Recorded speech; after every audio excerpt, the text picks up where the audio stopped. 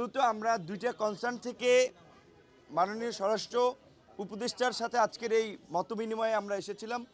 প্রথমত তার দুটি বক্তব্যকে কেন্দ্র করে জনগণ এবং রাজনৈতিক দলের মধ্যে একটা ব্যাপক প্রতিক্রিয়া হয়েছে। আপনারা জানেন, বিশেষ করে আওয়ামী লীগকে সংগঠন গোছানোর বা রাজনৈতিক একটা কথা বিভিন্ন প্রেক্ষাপটে বলা, এটা একটা ব্যাপক প্রতিক্রিয়া হয়েছে।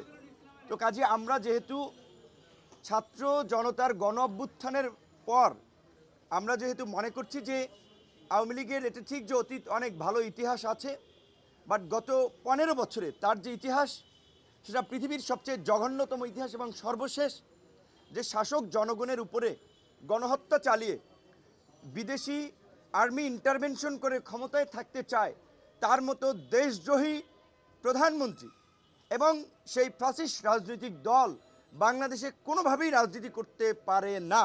সেই জায়গা থেকে পরিষ্কারভাবেই আওয়ামী লীগকে নিষিদ্ধের দাবিতে এবং প্রধানমন্ত্রীকে দেশে ফিরিয়ে এনে বিচারের মুখোমুখি করার দাবিতে সমগ্র দেশবাসী আন্দোলন করছে, প্রতিবাদ করছে। কাজেই সেই সময় যদি সরকারের পক্ষ থেকে, যেই সরকার জনগণের ম্যান্ডেট নিয়ে জনগণের সমর্থন নিয়ে আমরা যাদেরকে ক্ষমতায় বসিয়েছি, তারা যদি জনমতের বিপরীত কথা বলেন তাহলে একটা প্রতিক্রিয়া তৈরি হয়। আজকে এই বিষয়টা আমরা তার কাছে জানতে চেয়েছি আসলে কি, এবং বর্তমান প্রেক্ষাপটে তিনি পরিস্থিতিকে কিভাবে দেখছেন, আমাদের কাছ থেকে কী সহযোগিতা চান এবং আমরা কি চাই তার কাছে। সেখানে তিনি পরিষ্কারই বলেছেন যে আসলে তার বক্তব্য হয়তো মিসকোট হতে পারে কিংবা বিকৃতভাবে প্রচার হতে পারে, কিন্তু তিনি নিজেও একজন এই জালিম সরকারের দ্বারা ভুক্তভোগী হিসেবে আমাদের কাছে উপস্থাপন করছেন যে আপনি সেনা একজন উচ্চপদস্থ কর্মকর্তা, অনেক দিন সেনা অনুষ্ঠানে দাওয়াত পান না, রাষ্ট্রীয় অনুষ্ঠানে দাওয়াত পান না।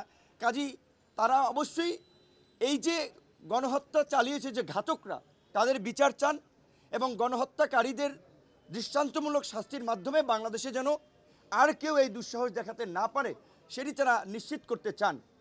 এই একটা কনসার্নের জায়গা। পাশাপাশি বর্তমান পরিস্থিতিতে ল অ্যান্ড অর্ডার স্বাভাবিক করার জন্য বিশেষ করে পুলিশি ব্যবস্থা ফাংশন করাটা খুবই জরুরি। কিন্তু আপনারা ইতিমধ্যেই লক্ষ্য করেছেন যে পরিস্থিতি তৈরি হয়েছে, তাতে অনেক জায়গায় পুলিশ মনোবল হারাচ্ছে, অনেকে কাজে যোগদান করেনি এবং গত 15 বছরে যেভাবে দলীয়করণ করা হয়েছে, কাজেই সেখানে যদি দলবাজদেরকে চাকরিচ্যুত না করা হয়, ব্যবস্থা না নেওয়া হয়, তাহলে কিন্তু পুলিশের মধ্যে এই অস্থিরতা চলতে থাকবে। এক পক্ষ কাজে যোগদান করবে, আরেক পক্ষ যোগ না দেওয়ার জন্য উস্কানি দেবে। এমনকি আমরা পুলিশের মনোবল বৃদ্ধির জন্য আমরা একটি প্রস্তাব করেছি যে ঝুঁকিপূর্ণ এলাকাগুলোতে পুলিশের সাথে অন্তত 10 সদস্যের একটা সেনা টিম মোতায়েন করা। একই সাথে 64 জেলায় এবং যে কয়টা থানা এবং উপজেলা আছে সমস্ত জায়গায় নতুন ওসি এবং পুলিশ সুপারকে নতুন করে নিয়োগ দেওয়া বা পদায়ন করা। কারণ হচ্ছে আমরা ইউএনওরও দাবি জানিয়েছি, সেটা জনপ্রশাসন মন্ত্রণালয় করবে, কিন্তু একই সাথে এটা আমরা সমস্ত সরকারি চাকুরিজীবী কর্মকর্তা কর্মচারীদেরকে অভয় দিতে চাই যারা এই ফ্যাসিস্ট শক্তির সহযোগী ছিলেন না, অন্যায় করেননি, তাদের কারো চাকরি যাবে না। আমরা মনে করি যে অবশ্যই 64 জেলার এসপি খারাপ ছিলেন না, কিংবা সমস্ত ডিআইজিরা কখনোই সবাই খারাপ না, হয়তো পরিস্থিতির কারণে অনেকে অনেক কিছু করতে বাধ্য হয়েছেন, কিন্তু যাদের গুড ট্র্যাক রেকর্ড রয়েছে, যাদের পেশাদারিত্ব ছিল এই পরিস্থিতির মধ্যে ন্যূনতম, তারা কেউ যেন চাকরিচ্যুত না হয়। কারণ একসাথে সব ধরনের ব্যবস্থা নেওয়া যায় না। আপনারা জানেন সালমান এফ রহমানের মতো একজন স্বীকৃত ব্যাংক লুটেরা, শেয়ার বাজার কেলেঙ্কারির সাথে জড়িত মাফিয়া গ্রেপ্তার হয়েছে। স্বাভাবিকভাবেই বাংলাদেশের বর্তমান যে পরিস্থিতি, অনেক ব্যবসায়ীর বিতর্কিত ভূমিকা রয়েছে। এখন ব্যবসায়ীরা যদি আতঙ্কিত হয়, তাহলে এখন এই সরকারের যে প্রধান দুটি চ্যালেঞ্জ, একটি হচ্ছে ল অ্যান্ড অর্ডারকে স্বাভাবিক করা এবং ইকোনমি গতিশীল করা, তাহলে কিন্তু অর্থনীতি থমকে দাঁড়াবে। কাজে আমরা এটাও পরিষ্কার করেছি যে ব্যবসায়ীরা যেন হয়রানির না শিকার হয়। এবং এই যে এটা তো সত্য, দিনের আলোর মতো আপনারা দেখতে পাচ্ছেন কিছু কিছু জায়গায় চর দখলের মধ্যে ইতিমধ্যে একটা শ্রেণীর উদ্ভব হয়েছে, নব্য দখলদার। পত্রিকা অফিস দখল করছে, টিভি চ্যানেল দখল করছে, মানুষের মিল ফ্যাক্টরি দখল করছে। এই দখলদারদের বিরুদ্ধে শক্ত পদক্ষেপ নিতে হবে এবং এই সাধারণ ছাত্র জনতা যেমনিভাবে গণ অভ্যুত্থান ঘটিয়েছে, অন্তর্বর্তী সরকার গঠন করেছে, এই অন্তর্বর্তীকালীন সরকারকে সব ধরনের সহযোগিতা করবে এবং আমরা এই দখলদারি, লুটপাট এবং এই নৈরাজ্যের বিরুদ্ধে সেটা তাদেরকে আমরা জানিয়েছি পরিষ্কারভাবে। এবং তারাও বেশ কিছু ক্ষেত্রে আমাদের সহযোগিতা চেয়েছে। বিশেষ করে এই যে 15ই আগস্ট কেন্দ্রিক আপনারা জানেন যে একটা নৈরাজ্য তৈরির যে এই যে পলাতক প্রধানমন্ত্রী যে ইনস্ট্রাকশন দিচ্ছেন তার নেতাকর্মীদের মনোবল চাঙ্গা করার জন্য আমরা বলেছি দেশের মধ্যে ওবায়দুল কাদের সহ আরও যারা এই গণহত্যায় জড়িত তারা দেশের মধ্যে ঘাপটি মেরে আছে এবং গোপালগঞ্জে দেখেছি আমরা তারা আস্ফালন ছেড়েছে। অনতিবিলম্বে তাদেরকে খুঁজে খুঁজে গ্রেপ্তার করা এবং ছাত্রলীগ যুবলীগের সন্ত্রাসীদেরকে ওবায়দুল কাদের নিজেই লেলিয়ে দিয়েছেন। কাজে এখন তাকে গ্রেপ্তার করা একটা প্রধান একটা বিষয় হয়ে দাঁড়িয়েছে।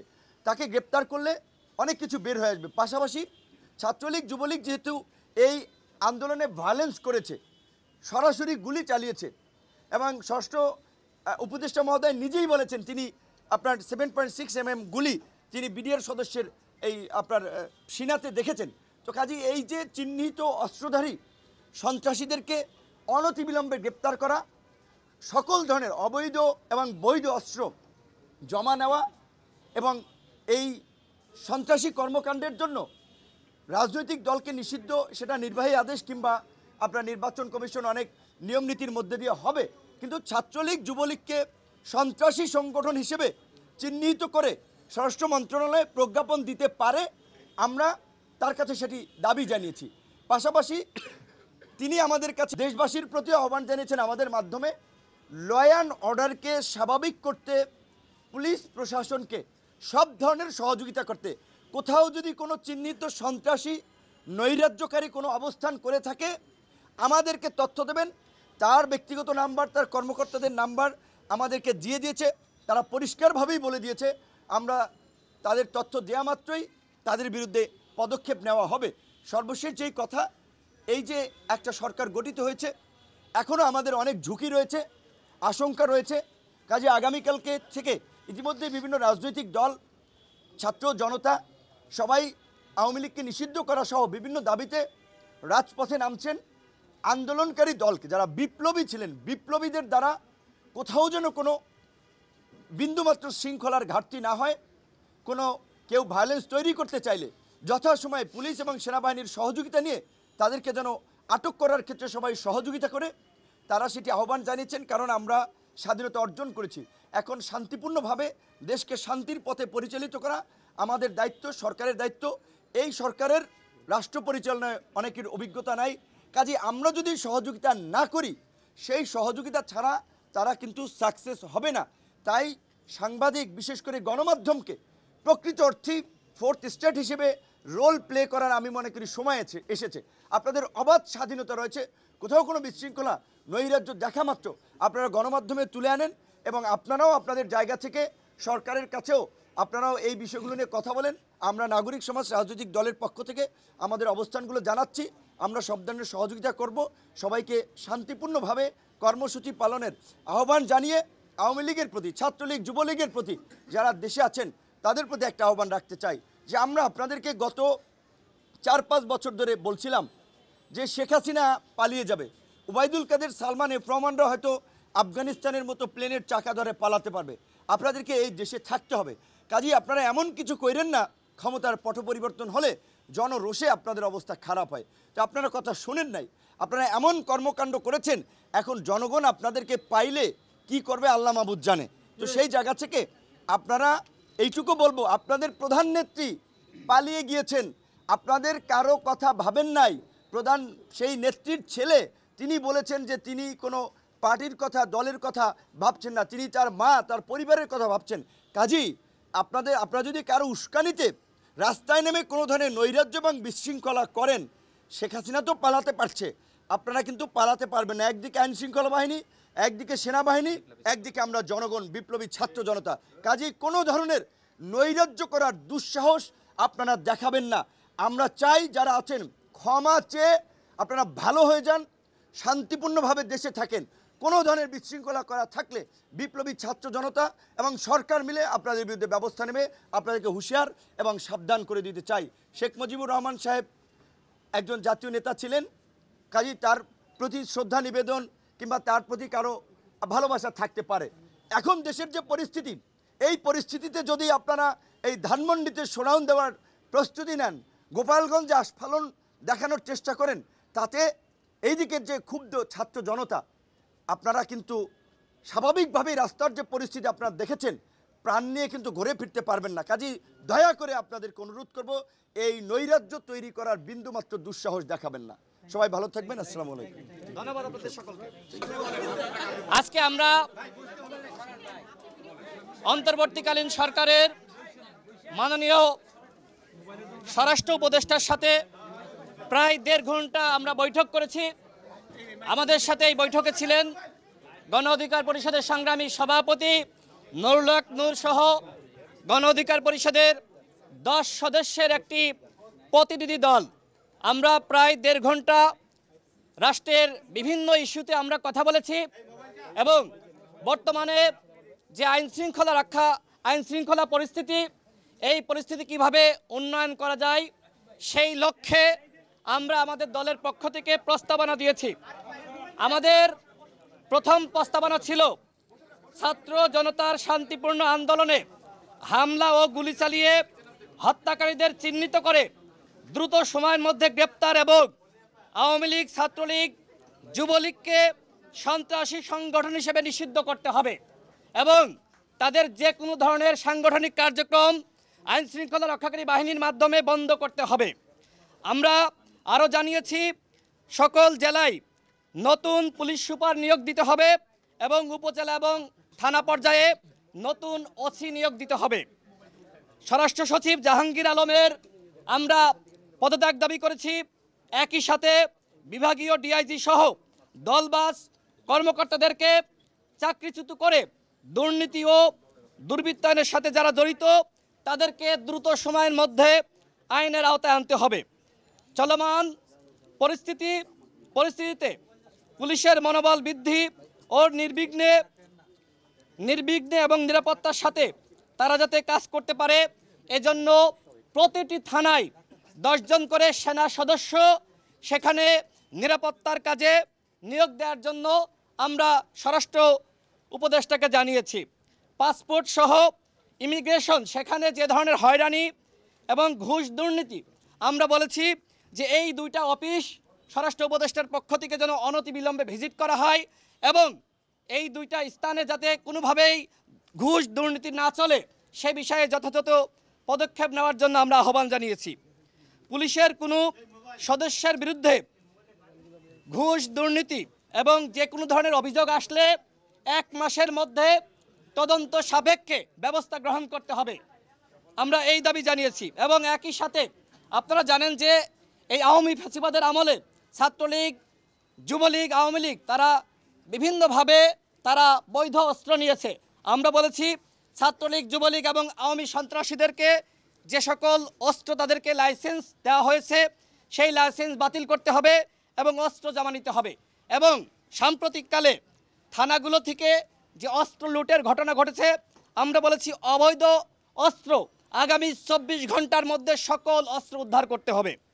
বিভিন্ন সময় অন্যায়ভাবে যে সকল পুলিশ সদস্যদেরকে চাকরিচ্যুত করা হয়েছে তাদেরকে অনতিবিলম্বে চাকরিতে বহাল করতে হবে।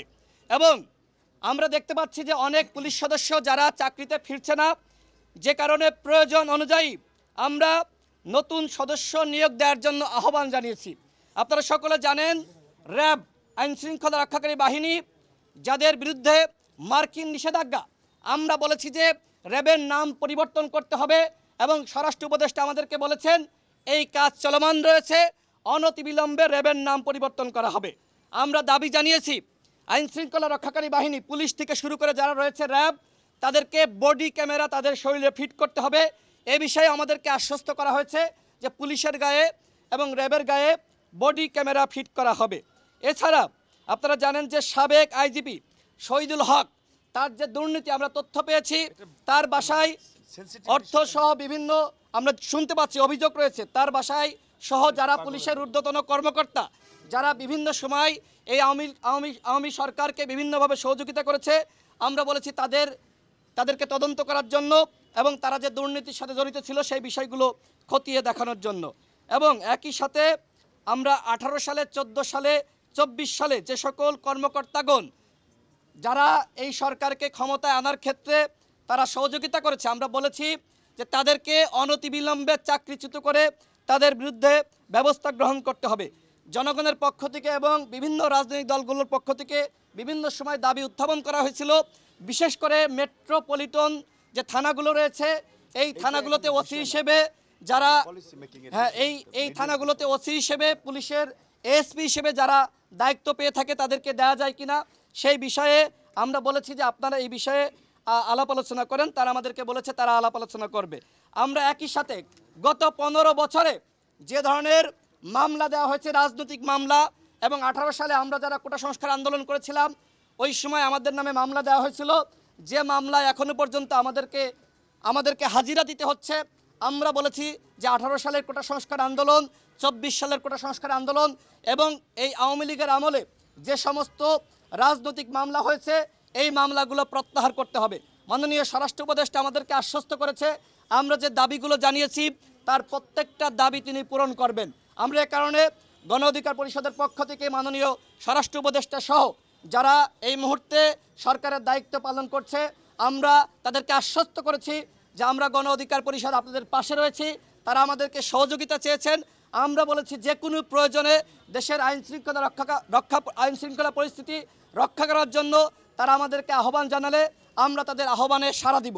এবং আপনারা জানেন যে আগামীকাল আমরা যেটি শুনেছি যে আওয়ামী দুর্বৃত্তরা তারা মাঠে নামবে এবং তারা সভা সমাবেশ করার একটি হুঁশিয়ারি দিয়েছে। আমরা এই বিষয়ে তাদেরকে অবহিত করেছি বাংলাদেশে যেহেতু আওয়ামী লীগ এই ধরনের গণহত্যার সাথে জড়িত, সুতরাং আওয়ামী লীগ কোনোভাবেই বাংলাদেশে আর রাজনীতি করতে পারে না। বাংলাদেশের জনগণ তাদের রাজনীতি নিষিদ্ধ চায়। আমরা তাদেরকে জানিয়েছি সেই বিষয়টি, আগামীকাল আওয়ামী লীগ মাঠে নামতে পারবে না।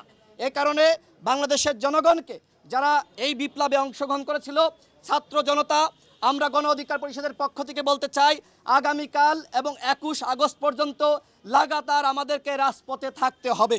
আগামীকাল আওয়ামী লীগ কোনো ধরনের প্রোগ্রাম করতে পারবে না, আমরা প্রোগ্রাম করতে দিব না। আওয়ামী লীগকে অনতিবিলম্বে নিষিদ্ধ করতে হবে এবং বাংলাদেশের জনগণকে বলবো এই বিষয়ে আপনারা সোচ্চার এবং সচেতন থাকবেন। এরপর